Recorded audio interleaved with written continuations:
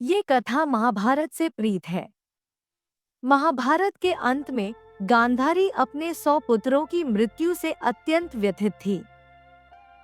उनका विश्वास था कि भगवान श्री कृष्ण अपनी दिव्य शक्तियों से इस महायुद्ध को रोक सकते थे, लेकिन उन्होंने ऐसा नहीं किया। इसी दुख और आक्रोश में गांधारी ने श्री कृष्ण को श्राप दिया, जैसे मेरे वंश का विनाश हुआ, वैसे ही तुम्हारे यदुवंश का भी नाश होगा। 36 वर्षों बाद द्वारका जलमग्न हो जाएगी और तुम्हारी मृत्यु भी एक साधारण मनुष्य के समान होगी। समय बीता और गांधारी का श्राप सत्य सिद्ध हुआ। 36 वर्षों बाद आपसी कलह में यदुवंशियों ने एक दूसरे का संहार कर दिया। श्री कृष्ण, जो द्वारका के समुद्र में विलीन होने की प्रतीक्षा कर रहे थे, एक दिन जंगल में एक पीपल के पेड़ के नीचे ध्यानमग्न होकर विश्राम कर रहे थे। उसी समय जरा नामक एक शिकारी ने उनके लाल चमकते तलवे को हिरण की आंख समझकर तीर चला दिया। तीर सीधे उनके पैरों में जाकर लगा।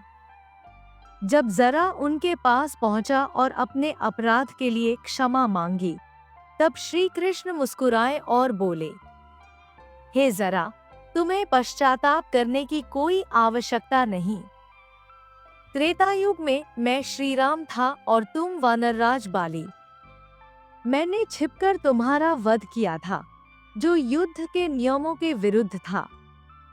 यही कारण है कि इस जन्म में मेरी मृत्यु तुम्हारे हाथों पूर्व निर्धारित थी। इतना कहकर श्री कृष्ण ने इस नश्वर संसार से विदा ली। अर्जुन जब यह समाचार सुने तो अत्यंत दुखी हुए और उन्होंने श्री कृष्ण का अंतिम संस्कार किया। किंतु श्री कृष्ण के हृदय को अग्नि भस्म नहीं कर पाई।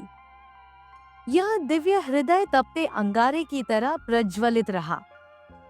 समय बीता और श्री कृष्ण का दिव्य हृदय एक रहस्यमय तरीके से समुद्र में प्रवाहित हुआ। इसे ओडिशा के जंगलों में रहने वाले आदिवासी समुदाय सबरा के मुखिया विश्वबासु ने प्राप्त किया।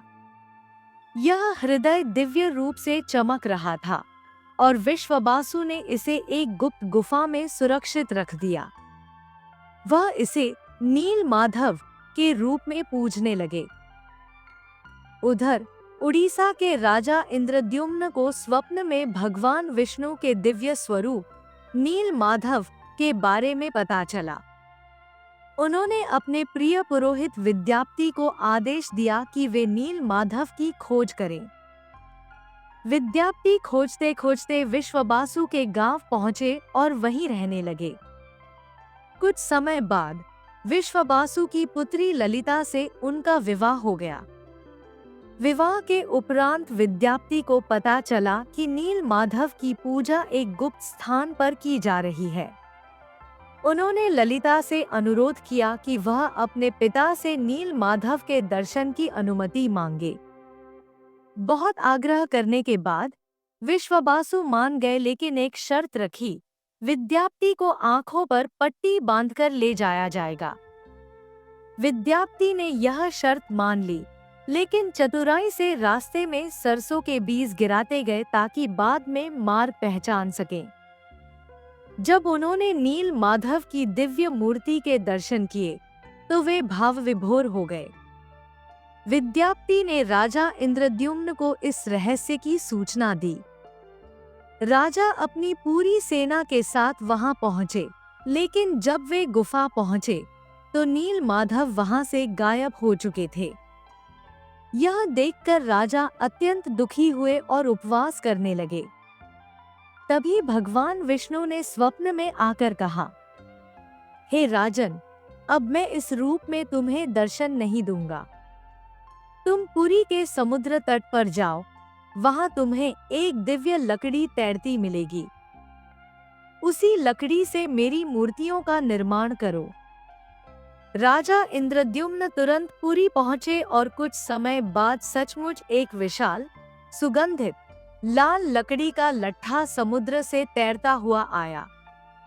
राजा ने अपने सर्वश्रेष्ठ कारीगरों को उस लकड़ी से मूर्ति बनाने का आदेश दिया, लेकिन लकड़ी इतनी दिव्य थी कि किसी भी औजार से उसमें कोई निशान नहीं पड़ा।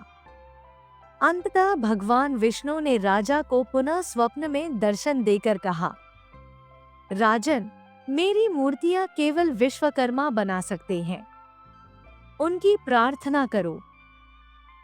दिनों बाद एक वृद्ध बढ़ी के रूप में विश्वकर्मा स्वयं राजा के पास आए और बोले, हे राजन, मैं इन मूर्तियों का निर्माण कर सकता हूँ, लेकिन मेरी कुछ शर्तें हैं। एक, मैं 21 दिनों तक एक बंद कमरे में मूर्ति निर्माण करूंगा। 2, इस दौरान कोई भी द्वार नहीं खोलेगा। 3, अगर कोई पहले दरवाजा खोलेगा तो मैं मूर्तियों को अधूरा छोड़कर चला जाऊंगा। राजा ने इन शर्तों को स्वीकार कर लिया। विश्वकर्मा को एक बंद कमरे में स्थापित कर दिया गया और वे कार्य में लग गए। 15 दिन तक हथौड़े और आरी की आवाजें आती रहीं, लेकिन फिर अचानक सब शांत हो गया।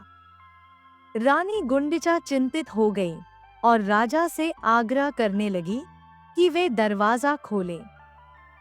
पहले राजा ने इनकार किया, लेकिन अंततः उन्होंने रानी की बात मान ली और 21 दिन पूरे होने से पहले द्वार खोल दिया।